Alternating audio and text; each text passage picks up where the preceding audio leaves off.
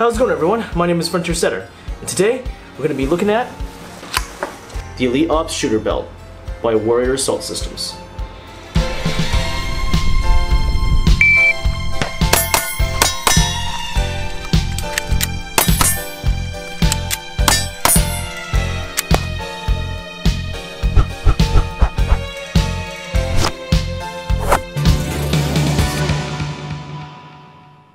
Josh from Black Bear Gear, a Canadian-based company, hit me up on Instagram and was like, "Hey Frontier, I think you should check out some of my inventory." From what I can tell, Josh is a super solid guy who does train a lot.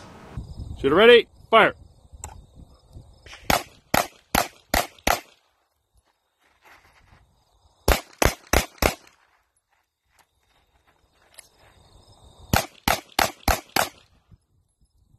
I have no affiliation with Black Bear Gear or Warrior Assault Systems. However, Josh did hook me up with a 10% first responder discount. However, this belt was bought by my own money and I was not paid to do this review. Just for full disclosure. So obviously this is a battle belt, also known as a war belt, and it's basically designed to hold all your stuff. It was developed in the 70s by the US military, also known as ALICE, which pretty much stands for All-Purpose Lightweight Individual Carrying Equipment. Now for the purposes of this review, I will be only focusing on the default setup of this belt as it comes shipped. The inner belt is 2 inches wide, and it comes with this simple yet durable clip. The outer belt is about 4 inches wide, super padded, and it comes with molly weaving all throughout the belt. It also comes with 2 pistol mags and 2 rifle mags, both of which can be rotated 360 degrees. Also has 1 dump pouch with molly inserts on the side, as well as this Velcro strap closure. Also with 1 IFAK with tearaway Velcro. It also comes with a universal pistol holster with these panels to adjust size, and it does feature an active retention thumb release. Last but not least, it also has 4 D-rings to hook up to a suspender harness system, which does not come included.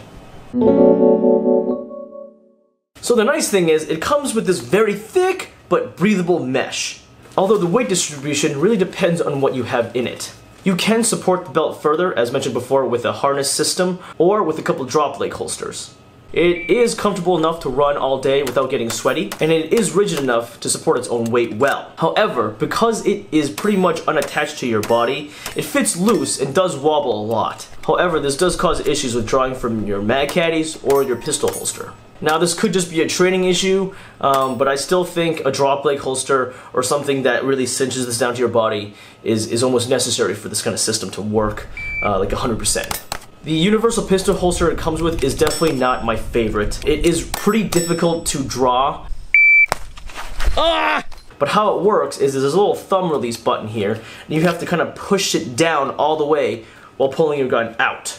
Now as you can see on the design of the button itself, it has this like little ridge, so when you grab the gun, your middle finger actually presses against the bottom of the button, so you kind of block yourself from pushing the button down at the same time blocking yourself from pulling the gun out. It's not the best system, and I've had some pretty bad draws with it. Oh shit. I would honestly rather just have some kind of passive retention holster, or even like the Safari ALS system. Drawing the mags are smooth when you can get a good purchase on them. The retention of the mags is by the spring steel here, and the ability to cant the mags is also pretty nice. The dump pouch does have a ton of space in it. It seems to be very well made. It has this double layer of nylon inside. It has a couple drain holes here, and it can be rolled up and velcroed up for storage.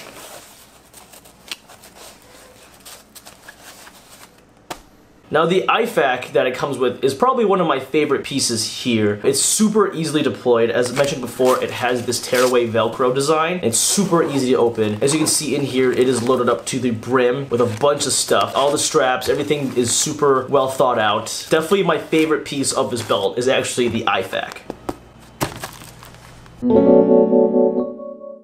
I have to say that the overall construction of this belt is top-notch. It's purely excellent.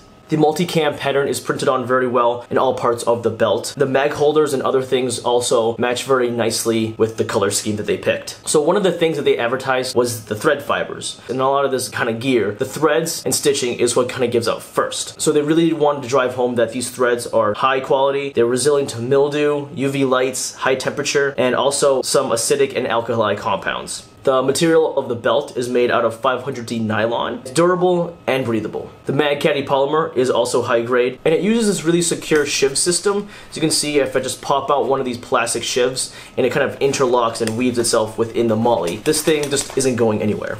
As I said, super high quality, great attention to detail, the stitching is near perfect. It definitely feels like it will last a very, very long time. One of the things I found weird was you can't remove the inner belt, and it seems to be really stitched onto the outer belt. You can change the buckle, that's pretty easy, but I do wish it was easier for us to just kind of take out the inner belt. And there's obviously molly weaving throughout the whole belt, so that way you can basically swap out anything that you want. So the holster definitely leaves more to be desired. This is the one thing that I really dislike about this whole setup here. I will probably in the future change this out for like a Safariland drop leg holster or something like that. As mentioned before, it's just hard to draw from this holster. It really kills your times, and if you have a bad draw, it kind of just gets stuck. It's not the best. Although looking at the value, I think the holster that it comes with retails for around 60 bucks, whereas a Safariland is around $200, so that's kind of the trade-off there too, I suppose. Overall, this does give you a pretty complete setup of anything that you really need on a belt. There are a ton of other battle belts out there with hundreds and thousands of other permutations, so I won't list any of those here, but if you just look up battle belt on Google or something, you'll find a ton of listings. But the one thing is that there are definitely more affordable options out there, especially if you just want to try out a battle belt for the first time and just kind of see how it's like. This isn't something that I would suggest right away.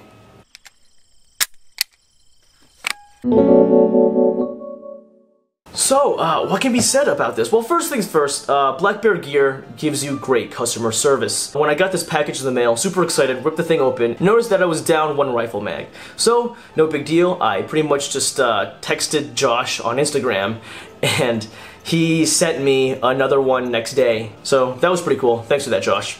But it is expensive, as with all premium gear is. The total was around 235 USD. Even with my Haley Strategic D3 CRM micro chest rig setup, that was around 45 bucks cheaper than this. Which kind of brings me to my next point here. Would I buy this again? And honestly, I don't think I would. Do I recommend this product? Well, it depends. I feel like we're kind of at a standstill here. This is my first battle belt or war belt or whatever, but like I said, there are cheaper options out there. And if you do know a lot about battle belts and already know what you like, you would probably already pick the stuff out individually and kind of tailor fit it to your own needs. So if I were to do this again, I would probably just buy a whole new belt and just customize it how I want from different companies instead of buying it from one distributor. So what am I gonna do with this thing? Well, it's probably just gonna be a fun range toy. If not that, it'll sit on the back of my chair, dangling there with all its ammo and supplies, waiting for the big igloo to hit. Either way, check out Black Bear Gear or Warrior Assault Systems. They both have a ton of other products to check out. Not just this, they have plate carriers and all this other stuff that you might be interested in. And if you're new to this channel, I hope you enjoyed this kind of content. Like the video if you liked it, share it with your friends if you think they might be interested. Subscribe if you want to see more of me. This channel is pretty varied, so be prepared for all that crappy content. That is my disclaimer after all. And always remember, stay tactically kawaii.